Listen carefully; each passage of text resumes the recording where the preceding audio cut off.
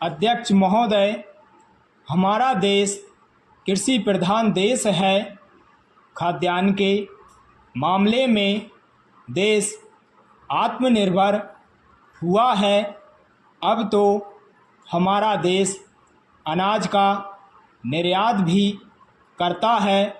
यह हमारे देश के लिए बड़े गर्व की और प्रसन्नता की बात है कि हम आज बहुत सी चीज़ों का आयात और निर्यात कर सकते हैं, लेकिन चीनी, चावल, मक्का, दाल, तेल निर्यात करके हम दूसरे देशों से पानी आयात कर सकते हैं। गर्मियों के मौसम में हमारे राज्यों के अनेक ज़िलों, कस्बों, शहरों और गांवों में पीने के पानी की समस्या बहुत विकट रूप से उत्पन्न होने लगती है। यह भी हमारे देश की उन गंभीर समस्याओं में से एक सबसे बड़ी समस्या है। श्रीमान, यदि आपकी आज्ञा हो तो इस समस्या से निपटने के लिए कुछ सुझाव आपके सामने रखना चाहता हूं और निवेदन करना चाहता हूं कि सर्वप्रथम तो सरकार को प्रत्येक ज़िले में बैठकें आयोजित करनी चाहिए। पैरा राष्ट्रपति महोदय के अभिभाषण में देश की स्थिति का जो भी चित्रण किया गया है, उसको देखकर भविष्य के बारे में जनता के मन में अच्छे जीवन की आशा उत्पन्न होना कठिन है। अभिभाषण में अधिक ध्यान सरकार ने अभी तक जो कुछ भी किया है उसकी ओर दिलाया गया है, जबकि यह सदन और राष्ट्र की जनता आज हमारे सामने जो संकट खड़े हैं उनका निराकरण किस तरह से किया जाए, इसके बारे में मार्गदर्शन की आशा करती है।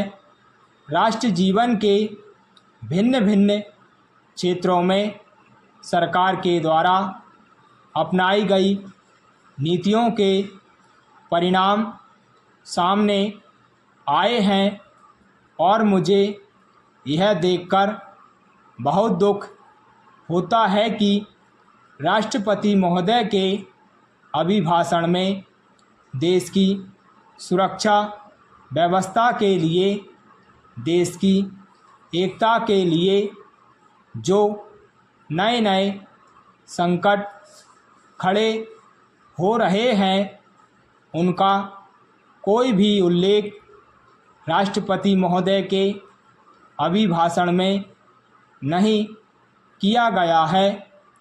कोई भी परिस्थिति उत्पन्न हो, देश की जनता इस सरकार से यह आश्वासन चाहती है कि जहां तक पाकिस्तान के आक्रमण का प्रश्न है, भारत 100% सुरक्षित है।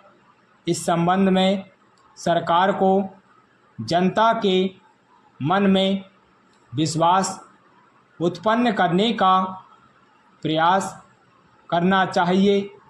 जहां तक कश्मीर का सवाल है, सरकार किसी भी अन्य विदेशी शक्ति से वार्ता करने के लिए तैयार नहीं है। पैरा अध्यक्ष जी, इस देश में सरकार की जो आय होती है अगर उसका अधिक से अधिक भाग सरकारी कर्मचारियों के वेतन पर ही खर्च हो जाएगा तो इस तरह से तो देश में महंगाई में बढ़ोतरी होती चली जाएगी। इसलिए हमें इस स्थिति को रोकने के लिए कठोर कदम उठाने होंगे। आज देश में जो लोग भी काला धंधा करते हैं उनके साथ कड़ाई से निपटना होगा और जो बड़े बड़े व्यापारी हैं उनके साथ भी सख्ती बरतनी होगी। सरकार की इस समय जो नीति है उसकी जो विचारधारा है उस पर हम सबको फिर से विचार करना होगा, जिससे देश की हालत में सुधार हो सके।